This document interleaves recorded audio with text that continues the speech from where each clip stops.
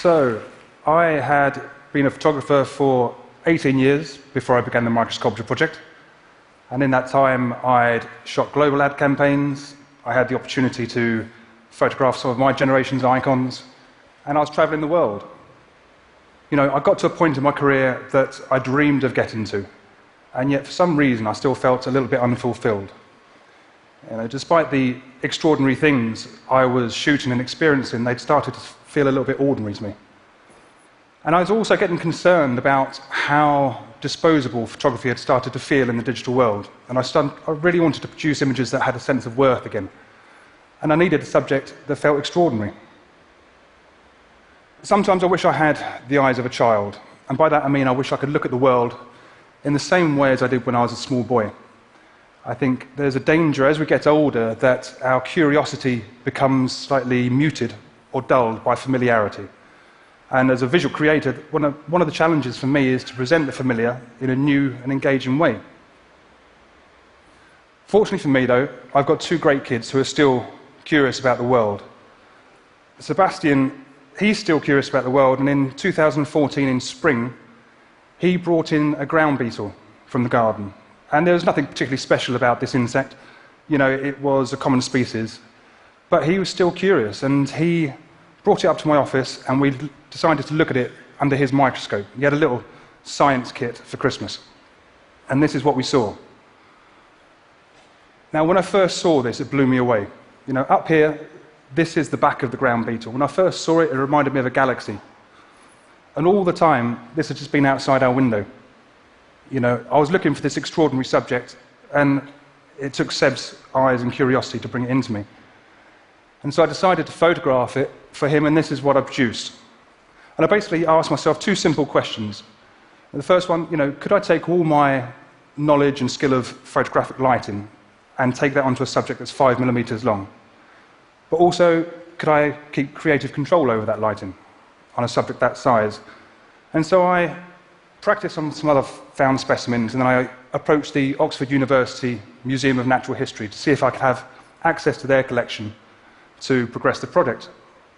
And I went up there for a meeting, and I showed them some of the images that I'd been shooting, and they could see the kind of detail I was able to get. And I don't think they'd ever really seen anything quite like it before. And from that point forward, they gave me open access to their entire collection and the assistance of Dr. James Hogan, their entomologist. Now, over the next 2.5 years, I shot 37 insects from their collection. And the way I work is that I essentially split the insect up into multiple sections, and I treat each one of those sections like a small, still life. So, for example, if I was photographing the eye of an insect, which is normally quite smooth and dome-shaped, then I'd use a light source that is large and soft and diffuse, so I don't get any harsh hot spots on that surface. But once my attention turns over to a hairy leg, that lighting setup will change completely. And so I make that one tiny section look as beautiful as I possibly can. And I work my way across the insect until I have about 20 or 25 different sections. The issue with photography at high magnification is there is inherently a very shallow depth of field. So to get around that, what I do is I put my camera on a rail that I can automate to move 10 microns in between each shot. That's about 1/7 the width of a human hair. And then that provides me with a stack of images, a deep stack of images, each have a tiny slither of focus all the way through. And I can squash that down to produce one image that is fully focused from front to back. And so essentially that gives me 25 sections that are fully focused and beautifully lit. Now, each one of my images is made up of anywhere between 8,000 and 10,000 separate shots. They take about 3.5 weeks to create, and the file sizes, on average, are about 4 gigabytes. So I've got plenty of information to play with when I'm printing. And the prints at the exhibition are around the 3-meter mark.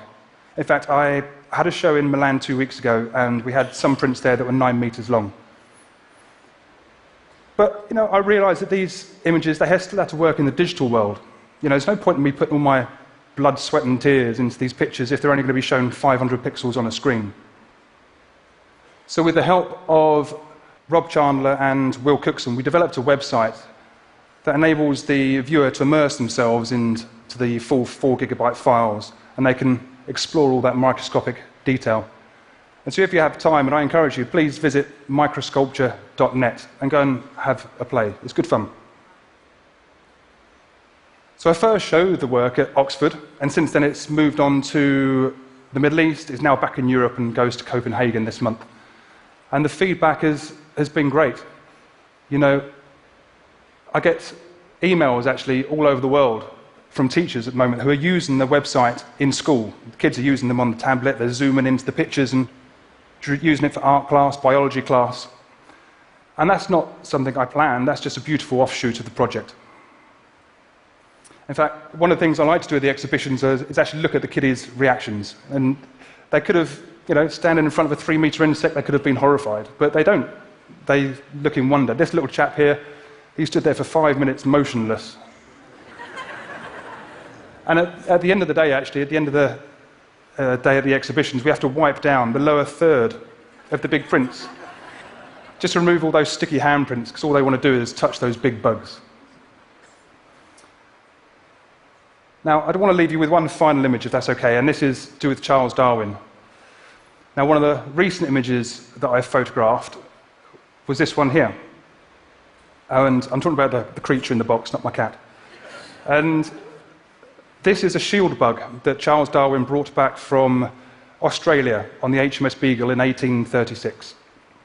And when I got it home, I stood in my kitchen and stared at it for about 20 minutes. And I couldn't believe that I was in possession of this beautiful creature. And at that moment, I kind of realized that this validated the project for me. The fact that the museum were willing to risk me playing with this kind of showed me that my images had worth. You know, they weren't disposable. And that's the image that I produced. And I often wonder, you know, still when I look at this, what would Charles Darwin make of these images? You know, do you think he'd like his picture of his shield bug? And I hope so. So,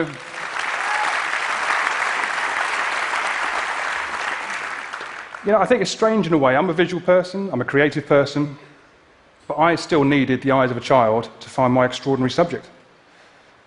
That's the way it was. So all I can say is, thank you very much, Sebastian, and I am very, very grateful.